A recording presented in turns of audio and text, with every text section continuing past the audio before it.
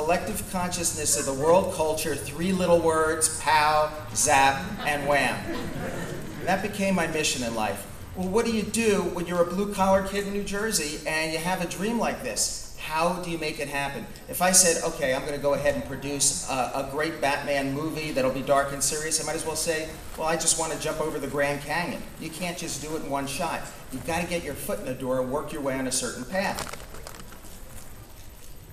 And so that's what I did. And my first break came in college. I went to Indiana University, Bloomington, Indiana. My first time away from New Jersey, New York area. And desperately missed the Yankees and the Mets. But be that as it may, this was the early 70s. It was a time of great experimentation on college campuses, and they tell me I can't talk any more about that. But in response to that, the Indiana University School of Arts and Sciences started an experimental curriculum department. And here was the gig. If you had an idea for a course that had never been taught anywhere and could get the backing of a department on campus behind you, you had the right to then appear before a panel of deans and professors and pitch your course. And if they approved it, you could teach it on campus as a fully accredited course. So I devised what would be the world's first course on comic books. A, comic books are a legitimate American art form, as indigenous to this country as jazz. B, comic books are our contemporary mythology. It's our modern day folklore. I contend, and my theory was, and still is, that the ancient gods of Greece, Rome, and Egypt still exist, except today they wear spandex and capes.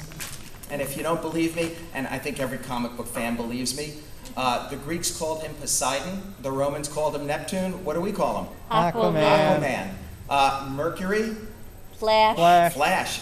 These guys are still around, come on. So in I walk. Now, you have to understand, at this point in college, my hair was down to my shoulders. I'm wearing a Spider-Man t-shirt. I'm carrying my comic books and original artwork into this room, and I'm wearing my love beads.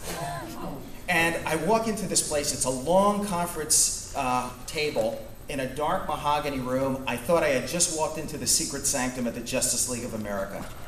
And as I walk in, sitting at the edge of that table is the dean with this little half glasses perched at the end of his nose, and he looks down at me over his glasses and he says, "So you're the fellow who wants to teach a course on funny books at my university?" Well, I knew I was in deep trouble. And I launch into the first pitch of my life. He lets me speak for 2 minutes and then cuts me off. He says, "Mr. Uslan," he goes, "Stop." He says, "Come on." He goes, "Look, I don't buy any of this. I read comic books when I was a kid. I read every issue of Superman I could ever get my hands on. But all comic books are cheap entertainment for children, nothing more, nothing less, and I reject your theory." I said, "Can I ask you 2 questions?" He said, "You can ask me anything you want." I said, "Are you familiar with the story of Moses?" And he looked at me like I was nuts, and he said, "Yeah, so?" I said, "Very, very briefly, could you just summarize for me the story of Moses?" And he folds his arms, and he sits back and stares at me, and he goes, "I don't know what game you're playing here, but I'll play this with you." He said the Hebrew people were being persecuted, their firstborn were being slain. A Hebrew couple placed their infant son in a little wicker basket and sent him down the River Nile, where he's discovered by an Egyptian family who raise him as their own son. When he grows up and learns of his true heritage, he becomes a hero to his people. But I said, "Stop. Thank you so much. You said you read Superman comics. By any chance you remember the origin of Superman?" He said, "Well, sure. Planet Krypton was about to blow up. A scientist and his wife placed their infant son in a little rocket ship and sent him to Earth. There he's discovered by the Kents, who raise him as their own son. And then he stops, stares at me for what I swear was an eternity, and says, 'Your course is accredited.'"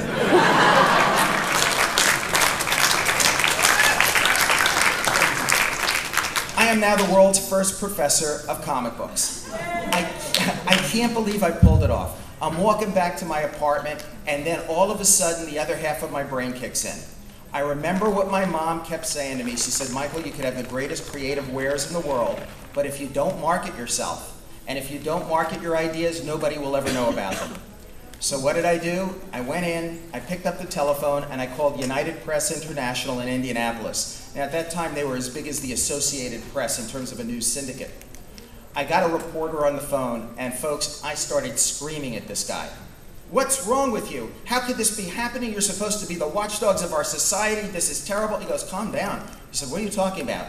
I said, I hear there's a course on comic books being taught at Indiana University. Are you telling me as a taxpayer in this state, they're using my money to teach kids comic books? This is outrageous. It's got to be a communist plot to subvert the youth of America, and I hung up the phone. It took this reporter 3 days to find out, did IU really have a course like this? And if so, who was the lunatic teaching it? He came down to Bloomington and interviewed me. That interview went out with photographs. It was 1/3 of a page long, and it was picked up by virtually every single newspaper in North America and a whole bunch all over Europe. My phone started ringing. I was invited on radio talk shows. I was invited on TV talk shows. I never taught one class that wasn't filled with television cameras. NBC Nightly News, the CBS Evening News. I had one class, there were 4 reporters in the front row. Parade Magazine, Family Weekly Magazine, Playboy, and Penthouse. This thing appealed to everybody. 2 weeks go by. My phone rings. Is this Mike Uslan? Yeah. Hiya, Mike. This is Stan Lee from Marvel Comics in New York City. I call this my burning bush moment. He said, Mike, everywhere I look, I'm seeing you on TV. Every time I pick up a newspaper, I'm reading about you. What you're doing is great for the whole comic book industry. How can I help you? 2 hours later, my phone rings. Is this Mr. Uslan? Yeah. Mr. Uslan, this is Saul Harrison. I'm vice president of DC Comics in New York. We publish Superman, Wonder Woman. I go, yeah, and Batman, I know. He says, we're reading about you in magazines. We've been listening to you on the radio. You seem to be a bright young man who's doing something very positive for the whole comic book industry. We think you're the kind of young man we could work with in the future. We'd like to fly you to New York and discuss ways we could work together. Okay. Next thing I know, I'm in New York City, I'm at DC Comics, and they offer me a job. Now, back then, there was no word internship or interns, so they called us junior woodchucks. We were the first generation of fanboys that DC was willing to make into potential executives and editors and writers of the future. The kid from high school who started 6 months before I did in the Junior Woodchucks was a kid named, the heck was it? Levitz something, Paul Levitz. I wonder what happened to him. And it was great, great training. And I'm working at DC in summers, going back to Indiana during the fall, and it was wonderful. One night, it's about 6 o'clock at night, I'm getting ready to head back to the Jersey Shore for the evening, and I hear screaming coming from one of the editor's offices. I go running down the hall, it was Denny O'Neil. I go, Denny, are you okay? He goes, no, I'm not okay. He said, all of a sudden they switched the calendar around, there's a shadow script due tomorrow. I don't have a script, I don't even have an idea for a shadow script. I said, I do. He said, you do? I didn't. But what does that matter? The door was open, I had to get my foot in that door for the second. He said, really? Well, all right, come on in. So as I walk into Denny's office, my mind is starting to race. He goes, what's your idea for a shadow story? Well, you know, the shadow comic books that DC had were set in the 30s. And my wife and I had just gotten back from a trip to Niagara Falls. I said, well, you know, Denny, in Niagara Falls in the 30s, people were going over the falls in barrels, and they were walking across the falls on tightropes. I said, what about a battle between the Shadow and some bad guy on a tightrope over Niagara Falls with the searchlights going? He said, I love that. That's a great cover. But what's the story about? I said, oh, I'm glad you asked me that. Because it's about smuggling. He says, well, what are they smuggling, Michael? I said, well, they're smuggling drugs. And he said, well, what's the catch? What's unusual about it? I said, well, I've been saving this for the last because this is really the best part. And they were going over the falls in barrels.